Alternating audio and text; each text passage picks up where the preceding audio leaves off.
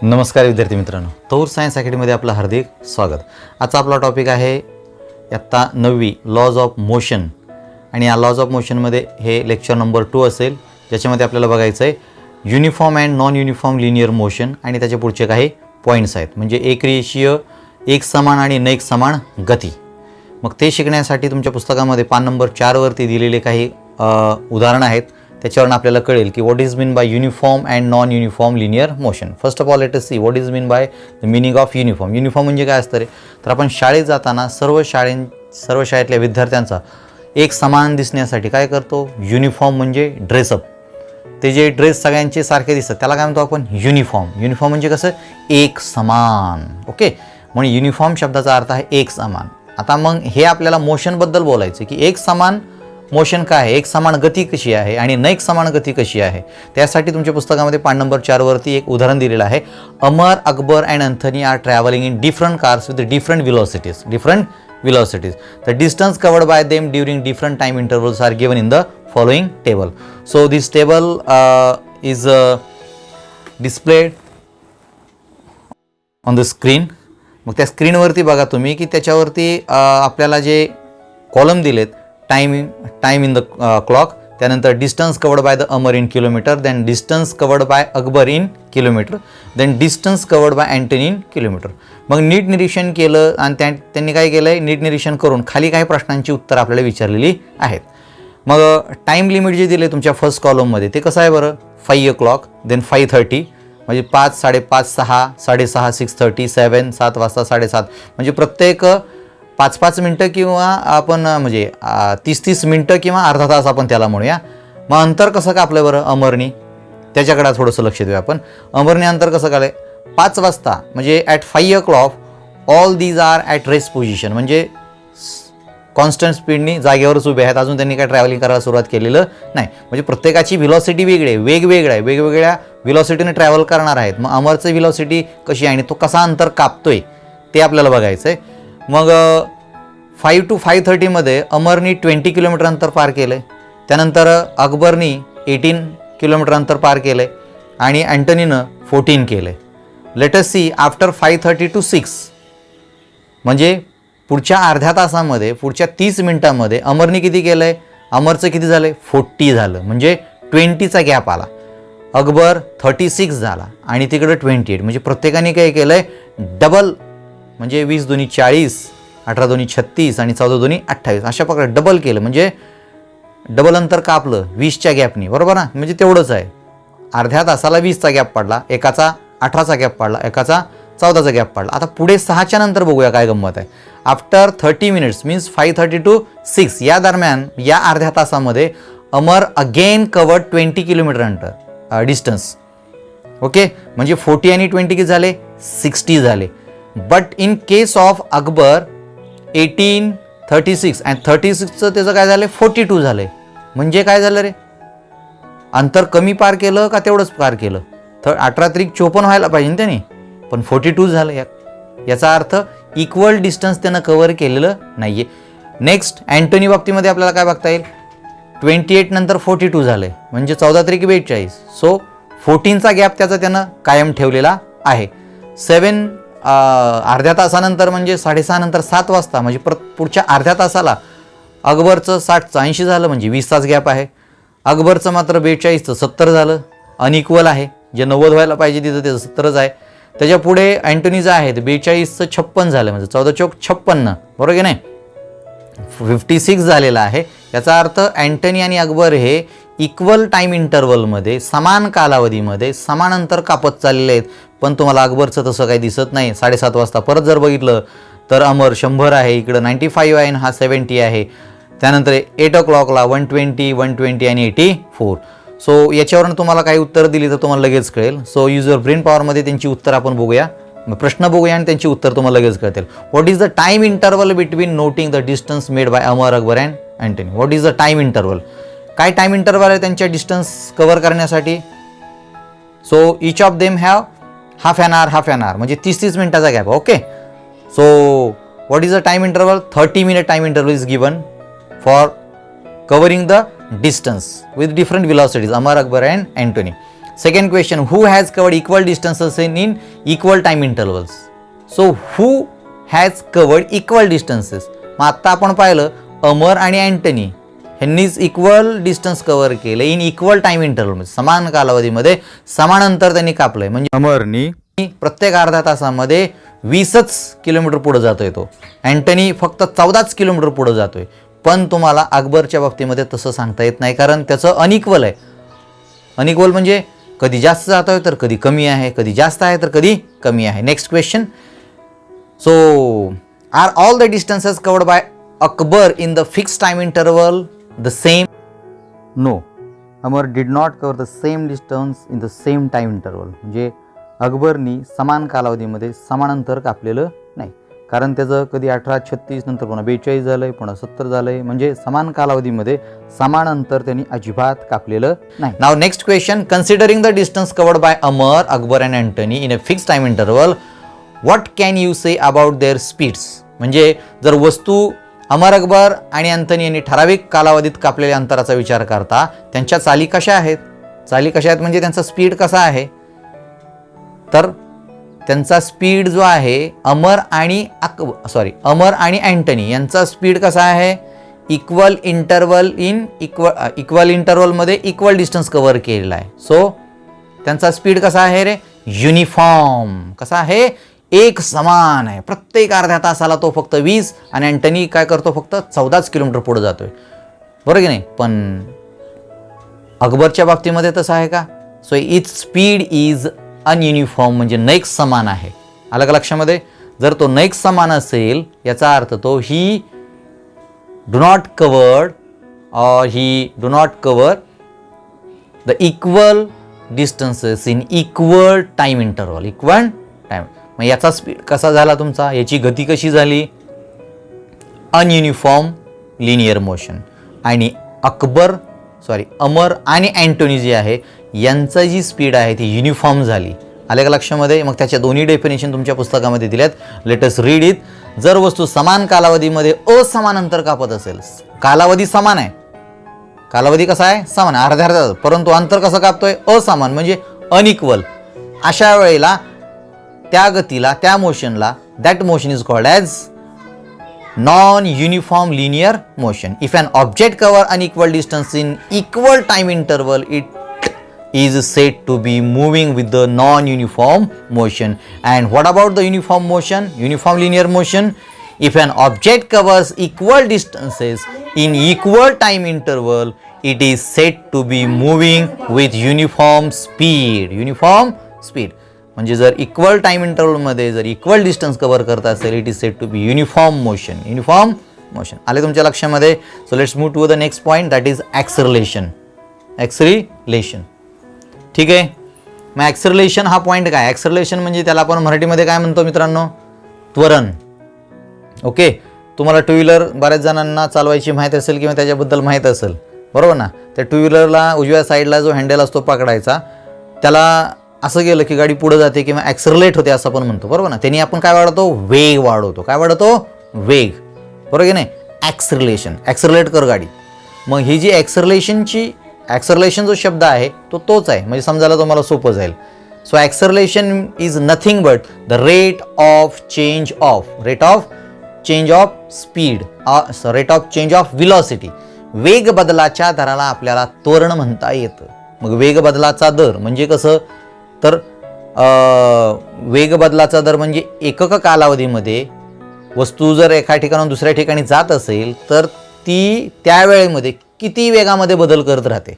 समजा मी गाडीवरनं चाललेलो आहे, माझा सध्या 20चा स्पीड आहे किंवा 20च्या व्हिलॉसिटीनं वेगानं चाललेलो आहे, आणि मग प्रत्येक पुढच्या काही कालावधीनंतर मी समजा वेग वाढवला, गाडी ॲक्सलरेट केली, 20चा 30 झाला, थोड्या वेळानं अजून स्पीड वाढवला, 30चा 40 झाला, 40चा परत 50 झाला, म्हणजे गाडी माझी काय होते? ॲक्सलरेट होते, म्हणजे त्वरणित होते, म्हणजे वेग बदलत राहतोय. कळलं का लक्षामध्ये? तसंच तुमच्या पुस्तकामध्ये दिलेल्या उदाहरणामध्ये तिथं एक अशी कॅनल किंवा चॅनल दिलेला आहे, म्हणजे तो पन्हाळा नसतो का प्लास्टिकचा केलेला, किंवा घसरगुंडी. समजा घसरगुंडीवरनं वरून खाली येताना मला सांगा मित्रांनो, खाली जसजसा आपण येतो तसंच आपला वेग वाढतो की कमी होतो? म्हणजे वेग वाढतो म्हणजे आपण ॲक्सलरेट होतो, बरोबर की नाही? आणि जर आपला वेग जर कमी होत असेल तर मग आपलं ॲक्सलरेशन होत नाही, कमी होते. परंतु वरून कुठलीही पडणारी जर वस्तू असेल तर तिचं ॲक्सलरेशन होत असतं, वेग वाढतच जातो. आणि एकदा की ती जमिनीवर येऊन टेकली की पुन्हा तिची व्हेलॉसिटी 0 असते. म्हणजे रेस्ट पोझिशनला व्हेलॉसिटी 0 असते आणि ॲक्सलरेट होऊन नंतर पुन्हा खाली टेकली की परत तिची व्हेलॉसिटी 0 असते. पण दरम्यानच्या काळामध्ये तिचा वेग शून्यापासून वाढत वाढत वाढत वाढत वाढत जाऊन प्रचंड वाढत असतो. आलं का लक्षामध्ये? म्हणजे acceleration is nothing but rate of change of velocity. वेग बदलाच्या दराला ॲक्सलरेशन असं म्हणतात. मग तुमच्या पुस्तकामध्ये त्याची व्याख्या तर दिलेलीच आहे, फॉर्म्युला सुद्धा दिलेला आहे. Acceleration is equal to change in velocity upon time. तर टाईम कशासाठी टाकते? वेग बदलाचा दर आला ना, दर काढायचं म्हटलं की टाईम लागला.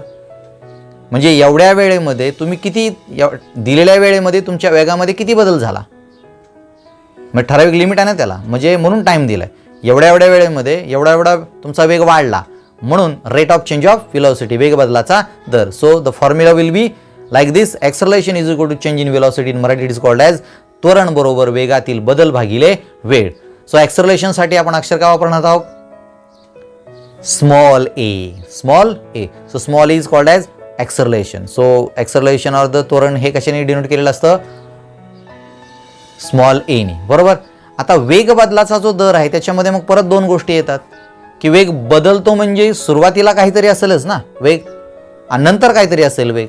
मग बदल किती झाला कसं काढणार? सुरुवातीचा माझा 20 होता, थोड्या वेळानं तो 30 किंवा 40 झाला, म्हणजे वेगामध्ये बदल किती झाला रे माझ्या? समजा 30 झाला असेल तर 30 वजा 20 म्हणजे फायनल जी व्हेलॉसिटी असते माझी 30, त्याच्यातनं इनिशियल व्हेलॉसिटी जी आहे मायनस केली की तुम्हाला वेगामध्ये झालेला बदल कळेल. मग त्याला टीनं भागलं की तुम्हाला दर पण कळेल किती झालं ते ॲक्सलरेशन. मग इनिशियल जी व्हेलॉसिटी असते म्हणजे सुरुवातीची जी गती असते किंवा सुरुवातीचा वेग असतो त्याला आपण म्हणतो यू, म्हणजे स्मॉल यू. आणि फायनल व्हेलॉसिटी जी असते त्यासाठी आपण अक्षर वापरतो व्ही, स्मॉल व्ही. बरोबर. आणि मग जर आपल्याला वेग बदलाचा जर दर काढायचा असेल तर काय करायचं? व्ही मधनं यू वजा करायचा आणि त्याला टीनं काय करायचं? भागायचं. मग तुमचा फॉर्म्युला कसा तयार होईल? A is equal to V minus U upon T. अशा पद्धतीनं तुमचं काय होईल? म्हणजे ॲक्सलरेशनचा म्हणजेच त्वरणाचा काय होईल? फॉर्म्युला तयार होईल. तर हा विसरायचा नाही. आलं का लक्षामध्ये? म्हणून त्वरण बरोबर तुमच्या पुस्तकात सुद्धा दिलेलं आहे की acceleration is final velocity minus initial velocity upon time, that is A is equal to V minus U upon T. आले का लक्षामध्ये? आता तुमच्या शेजारी इथं मगाशी सांगितलं object is at rest in the beginning of its motion. What is its initial velocity? Initial velocity म्हणजे काय? जर वस्तू जागेवरून हल्लीच नाही तर तिची व्हेलॉसिटी काय समजायची? So it is always be 0, नेहमी शून्य असते. म्हणजे रेस्ट पोझिशनला मी इथं बसलोय आणि मी काही पुढे जात नाही, मग आता सध्या माझी व्हेलॉसिटी किती आहे? 0. आलं लक्षात? 0. आता व्हेलॉसिटी जी आहे ते मीटर पर सेकंडमध्ये असते, बरोबर की नाही? मग त्याचं तुमचं ॲक्सलरेशन जे सुद्धा आहे ते मीटर पर सेकंडमध्येच आपल्याला मोजायचं आहे. त्याच्यामुळे ॲक्सलरेशन जे युनिट आहे ते it is metre per second. आलं लक्षामध्ये? आता फायनल व्हेलॉसिटी जी आहे ती फायनल व्हेलॉसिटीच्या वर सुद्धा एक प्रश्न आहे. When an object comes to rest at the end of its motion. म्हणजे घसरगुंडीवरनं तुम्ही घसरगुंडीवरती उभा राहिला आहे, आता तुम्हाला घसरायचं आहे खाली, you have to move downward. So at the initial point you have 0 velocity, that is initial velocity. Now you have started to move, okay, you have started to move downward. आता त्यावेळेला तुमची व्हेलॉसिटी म्हणजे गती वाढत आहे, motion वाढत आहे, वाढली आणि आता तुमची घसरगुंडी संपली, तुम्ही खाली येऊन टेकल्यानंतर तुम्ही जागच्या जागी थांबला. आता त्यावेळेला तुमची व्हेलॉसिटी किती आहे? So at the rest position your velocity become 0च असणार आहे. आलं का लक्षामध्ये?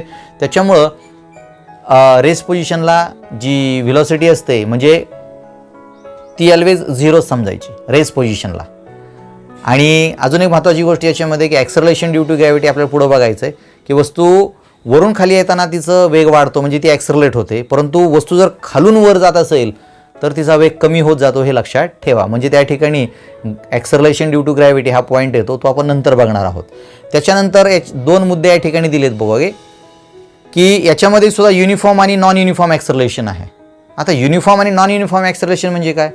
जर समान कालावधीमध्ये समान वेगामध्ये जर बदल होत असेल, वेगामध्ये समान बदल होत असेल, so it is called as uniform acceleration. And time interval is same, समान कालावधी आहे पण वेगामध्ये समान बदल नाही आहे.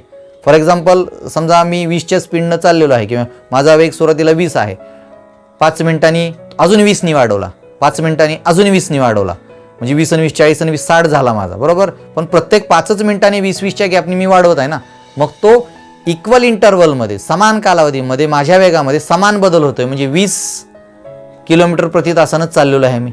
बट जर असं झालं की रस्त्यामध्ये मला प्रचंड खड्डे आले किंवा पाऊस आलाय पडलाय आणि अशा वेळेला मी गाडी चालवतोय, मग त्यावेळेला मला ठिकठिकाणी मला ब्रेक दाबायला लागत आहेत, म्हणजे माझ्या वेलॉसिटीमध्ये बदल पडेल.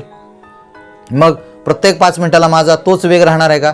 कधी 15 राहील, कधी 10 राहील, कधी 16 राहील, कधी 17 राहील. म्हणजे टाईम इंटरवलमध्ये माझा तोच जर वेग नसेल, समान बदलच होत नसेल, कमी जास्त होत असेल, so it is called as non uniform acceleration. Non uniform acceleration. So these are 2 points given on your page number 5. काय दिलं बाबा? If the velocity changes by equal amount in equal time interval, the object is set to be in uniform acceleration. म्हणजे जर समान कालावधीमध्ये वेगामध्ये समान बदल होत असेल तर त्याला एक समान त्वरण म्हणतात, आणि जर समान कालावधीमध्ये वेगामध्ये जर असमान बदल होत असेल तर त्याला नैक समान त्वरण असे म्हणतात. So in English, if the velocity changes by unequal amount in equal time interval, the object is said to be non-uniform acceleration. Non-uniform acceleration. Now the next point is, what is the next point? Positive, negative and zero acceleration. What is positive, negative and zero acceleration? म्हणजे धन त्वरण, ऋण त्वरण आणि शून्य त्वरण. म्हणजे एखाद्या वस्तूचं त्वरण धन असू शकतं किंवा ऋण असू शकतं किंवा शून्य सुद्धा असू शकतं, बरोबर की नाही. मग धनत्वरण म्हणजे काय असतं बरं? धनत्वरण म्हणजे when the velocity of an object increases, म्हणजे velocity जर increases होत असेल in the direction of velocity, वेगाच्या दिशेनं जर ॲक्सलरेशनमध्ये वेगामध्ये बदल होत असेल, it is said to be a positive acceleration. आणि जर अपोजिट डिरेक्शननं जर व्हेलॉसिटी असेल, व्हेलॉसिटीच्या अपोजिट डिरेक्शननी जर वेगामध्ये बदल घडत असेल, म्हणजे उदाहरणार्थ समजा रेल्वे प्लॅटफॉर्मवरती थांबणारी ट्रेन, आता रेल्वे फास्ट आलेली असते आणि फास्ट आल्यानंतर ती काय करते, तिच्या वेगामध्ये बदल होतो, तिला जायचं तर पुढे आहे परंतु ब्रेक दाबल्यामुळे तिच्या वेगामध्ये हळूहळू कमी होतं. इट इज निगेटिव्ह ॲक्सलरेशन, म्हणजे ऋण त्वरण आहे ते, बरोबर. आणि पॉझिटिव्ह म्हणजे प्लॅटफॉर्मवरनं ट्रेन सुटली म्हणजे काय, हळूहळू तिच्या वेगामध्ये बदल होतो आणि ती सुसाट वेगानं जाते. This is positive acceleration. And the train which is coming on the platform with slow motion, it is called as negative acceleration. Then what about the zero acceleration? Zero acceleration म्हणजे काय असतं? सो झिरो ॲक्सलरेशनमध्ये वेगामध्ये बदलच होत नाही, वेगामध्ये बदल होत नाही. उदाहरणार्थ डोक्यावर माझ्या फिरणारा समजा फॅन असेल, तर त्या फॅनवर आपल्याकडं बटणं असतं त्याला रोटेट करण्यासाठी, 1 वर 2 वर 3 वर 4 वर. आपण फॅन 1 वर लावला, मग 1च्या स्पीडनं फिरतो तो. मग 1च्या स्पीड जोपर्यंत आपण त्याच्या वेगात बदल करत नाही, 2 वर लावत नाही, तोपर्यंत 1च्या स्पीडनं. मग ते काय झालं, कॉन्स्टंट एकच स्पीड आहे, वेगात बदल होतोय का? नाही. इट इज, मग इथं ॲक्सलरेशन आहे का? काहीच नाही, वेगात बदलच नाही, एक समान किती वेळ तसंच चालू राहील, म्हणजे झिरो ॲक्सलरेशन झालेलं नाही, वेगात बदल झालेला नाही. त्यानंतर मग समजा तुम्ही गाडीवरती चाललेला आहात आणि तुमचा स्पीड आहे 40चा आणि कंटिन्यूस 40च्या स्पीडनी चाललाय, कारण रस्ता कसा आहे, एक्सप्रेस हायवेनी चालला किंवा सोलापूर हायवेनी चाललाय बघा, काय तिथं अडथळा अजिबात नाही, सेम स्पीड 40चं तेवढाच ठेवला, अजिबात 1 किलोमीटर प्रति तास सुद्धा तुमचा वेग बदलत नाही. अशा वेळेला जर तुमच्या वेगात बदलच होत नाही तर त्यावेळेला ॲक्सलरेशन झिरो म्हणता येईल. थोडक्यात काय, तर पॉझिटिव्ह ॲक्सलरेशन म्हणजे धन त्वरण, म्हणजे वेगात जर बदल होत असेल पण होणारा वेगातला बदल हा त्या व्हेलॉसिटीच्या म्हणजे वेगाच्या दिशेनं असला पाहिजे, त्याला म्हणायचं धनत्वरण. आणि जर वेगामधला जर बदल असेल परंतु तो व्हेलॉसिटीच्या दिशेच्या अपोजिट म्हणजे विरुद्ध दिशेनं असेल तर त्याला म्हणायचं ऋण. म्हणजे थांबणारी ट्रेन तुम्हाला लक्षात आलं असेल, किंवा तुम्ही सायकल चालवताय, ब्रेक दाबताय म्हणजे गाडीचा तुमच्या वेग कमी करताय, टू व्हीलर ब्रेक दाबताय, त्यावेळेला तुमच्या गाडीचा वेग कमी होत आहे, पळताना अचानक तुम्ही थांबताय, ते सुद्धा उदाहरण घेता येईल. झिरो ॲक्सलरेशन म्हणजे फॅनचं उदाहरण घ्या, किंवा वेगात बदलच नाही केला कसल्याही प्रकारचा तर त्याला तुम्हाला झिरो ॲक्सलरेशन असं म्हणता येईल. ओके, तोपर्यंत घरीच राहा, सुरक्षित राहा. जय हिंद, जय महाराष्ट्र.